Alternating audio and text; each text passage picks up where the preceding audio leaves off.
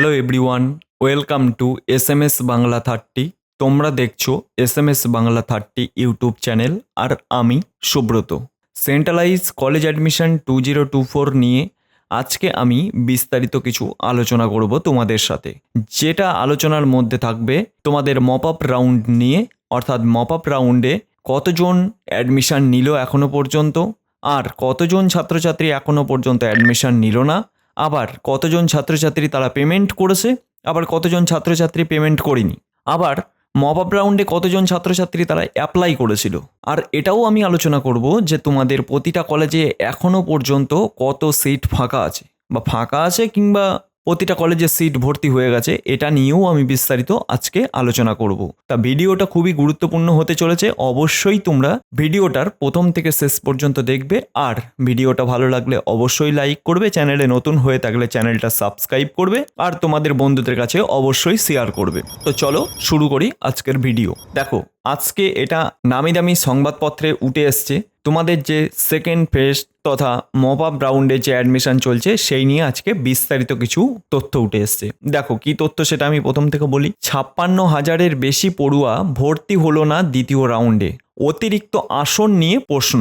এবার তার পুরো আর্টিকেলটা তোমরা দেখো, তাহলেই তোমরা বুঝতে পারবে। 23 তারিখ পর্যন্ত টাকা জমা দিয়ে নাম নথিভুক্তকরণের প্রক্রিয়া সম্পূর্ণ করেছে 73,653 জন। দেখা যাচ্ছে মোট আবেদনকারী ছিল, অর্থাৎ মপ আপ রাউন্ডে কিন্তু এটা 2,24,886 জন, কিন্তু দ্বিতীয় রাউন্ডের আসন বরাদ্দ করা হয়েছিল 1,30,114 জন। এখানে তার মানে বুঝতে পারছো ব্যাপারটা কি বলছে। তোমাদের 23 তারিখ পর্যন্ত টাকা জমা দিয়েছে, টাকা জমা দিয়ে নাম নথিভুক্তকরণ করেছে 73,653 জন পড়ুয়া, আর যার মধ্যে আবেদন পড়েছিল মপ আপ রাউন্ডে বা আবেদন করেছিলে তোমরা 2,24,886 জন।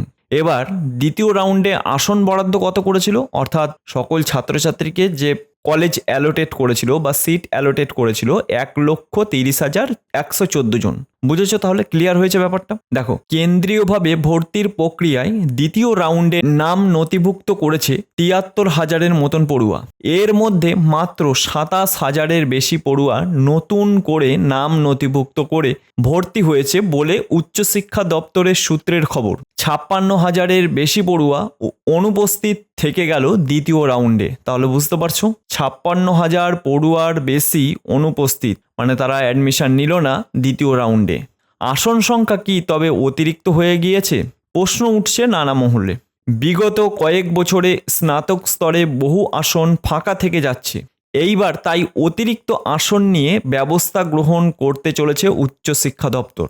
দপ্তরের ভাইস চেয়ারম্যান আশুতোষ ঘোষ বলেন, বিগত কয়েক বছরে দেখা গিয়েছে পড়ুয়ার সংখ্যার থেকে আসন সংখ্যা অনেকটাই বেশি, ফলে প্রত্যেকবার আসন ফাঁকা থেকে যাচ্ছে। আমরা এইবার এই বিষয়ে পদক্ষেপ করব যাতে অতিরিক্ত আসন না থাকে। তাহলে বুঝতে পেরেছো? 23 তারিখ পর্যন্ত টাকা জমা দিয়ে নাম নথিভুক্তকরণের প্রক্রিয়া সম্পন্ন করেছে 73,653 জন। এখানে দেখা যাচ্ছে মোট আবেদনকারীর সংখ্যা ছিল 2,24,886 জন, কিন্তু দ্বিতীয় রাউন্ডের আসন বরাদ্দ করা হয়েছিল 1,30,114 জনকে, যার মধ্যে প্রায় 73,000 পড়ুয়া দ্বিতীয় রাউন্ডের ভর্তির প্রথম প্রক্রিয়ায় সম্পন্ন করেছে। তাহলে বুঝতে পারছো, 73,000 পড়ুয়া তারা মপ আপ রাউন্ডের প্রথম যে মেরিট লিস্টে নাম অ্যালোটেড হয়েছিল তারা অলরেডি অ্যাডমিশন নিয়েছে, এটাই এখানে বলেছে। কিন্তু মপ আপ রাউন্ডে 2,24,886 জনের মধ্যে 73,000 জনই একমাত্র তারা অ্যাডমিশন এখনো পর্যন্ত নিয়েছে। এবার কি বলছে? উচ্চশিক্ষা দপ্তরের এক আধিকারিক জানান, এখনও পুরো প্রক্রিয়া সম্পন্ন হয়নি। সশরীরে কলেজে গিয়ে ভেরিফিকেশানে সম্পন্ন হলেই পুরো তথ্য পাওয়া যাবে। তবে দ্বিতীয় রাউন্ডে যা আসন ছিল তার থেকে নাম নথিভুক্তকরণ কম হয়েছে। তাহলে বুঝতে পারছো, আমি প্রথমেও বলেছিলাম, আমি এখনও বলছি, একটা সিঙ্গেল ছাত্রও বাদ যাবে না কলেজে ভর্তি হতে। একটা সিঙ্গেল ছাত্র। তোমরা যে আশঙ্কা করছো যে আমরা দ্বিতীয় রাউন্ডে তৃতীয় রাউন্ডে নাম যদি না আসে তাহলে আমরা ভর্তি হতে পারবো না, তাহলে বুঝতে পেরেছো তোমাদের জন্য। তবে দ্বিতীয় রাউন্ডে যা আসন ছিল তার থেকে নাম নথিভুক্তকরণ কম হয়েছে। এবার দেখো, চলতি মাসের 20 তারিখে দ্বিতীয় রাউন্ডের মেধা তালিকা অনুযায়ী পড়ুয়াদের সিট অ্যালটমেন্টের প্রক্রিয়া চলে। 27 তারিখ থেকে 30 তারিখ পর্যন্ত সিট আপগ্রেডেশন করতে পারবে পড়ুয়ারা। 3 থেকে 7 সেপ্টেম্বর পর্যন্ত সশরীরে কলেজে যাচাই পর্ব চলবে। স্নাতক স্তরে মানে এখন যারা অলরেডি অ্যাডমিশন নিয়ে ফেলেছো, অর্থাৎ টাকা জমা দিয়ে ফেলেছো, তাদের 3 তারিখ থেকে 7 সেপ্টেম্বরে তাদের সশরীরে কলেজ বা ফিজিক্যালি ডকুমেন্ট ভেরিফিকেশন শুরু হতে চলেছে। এক্ষেত্রে আমি বলে রাখি, যারা ফিজিক্যালি ডকুমেন্ট ভেরিফিকেশন করবে 3 তারিখ থেকে 7 তারিখ, এবার তুমি তোমার পছন্দের কলেজে কবে হতে চলেছে সেটা জানার জন্যে অবশ্যই আমাদের টেলিগ্রাম গ্রুপ ডেসক্রিপশন বক্সে দেওয়া আছে, অবশ্যই সেখানে যুক্ত হয়ে যাও, তাহলেই আমরা তোমাকে জানিয়ে দেবো যে তোমার পছন্দের কলেজে কবে হতে চলেছে। তোমরা ওখানে শুধু জাস্ট গিয়ে তোমার কলেজের নাম লিখতে হবে, অবশ্যই আমরা এখান থেকে ইনফর্ম করে দেবো তোমার কলেজে আর কি কি নিয়ে যেতে হবে, অল ডকুমেন্টস, সেটা আমাদের আগেও ভিডিও বানানো আছে, আবার তোমাকে বলেও দেওয়া হবে। তাহলে বুঝতে পারলে। স্নাতক স্তরে ভর্তির ক্ষেত্রে মোট আসন সংখ্যা ছিল 9,47,000-এর মতন, যার মধ্যে প্রথম রাউন্ডে 13,500 জন পড়ুয়া সশরীরে নথি যাচাইয়ের উপস্থিত ছিল না। তাহলে বুঝতে পারলে। উল্লেখ্য, প্রথম দফায় সশরীরে উপস্থিত হয়ে নথি যাচাইয়ের পর ক্লাস শুরু করেছে 3,47,464 জন পড়ুয়া। 4,09,464 জন ছাত্রছাত্রী প্রথম পর্বের নিজেদের পছন্দসহ কলেজ ও বিষয়ে নাম নথিভুক্ত করেছিল। প্রথম রাউন্ডের শেষে যে তালিকা প্রকাশ করা হয়েছিল তাতে 5,27,663 জন পড়ুয়ার নাম ছিল। এর মধ্যে 27% আসন ফাঁকা থেকে যায়, যার সংখ্যার নিরিখে 1,25,000-এর মতো।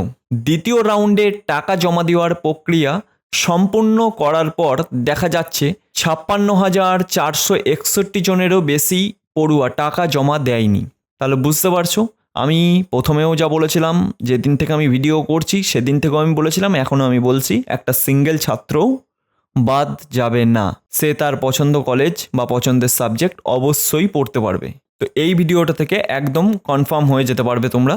আর অবশ্যই এটাই ছিল আজকের বিস্তারিত আলোচনা, অবশ্যই এটাই ছিল আজকের ভিডিওটা ভালো লাগলে অবশ্যই লাইক করবে, চ্যানেলে নতুন হয়ে থাকলে চ্যানেলটা সাবস্ক্রাইব করবে, আর তোমাদের বন্ধুদের কাছে অবশ্যই শেয়ার করবে। তো চলো, আজকের ভিডিওটা এটুকুই, দেখা হবে নেক্সট ভিডিওতে।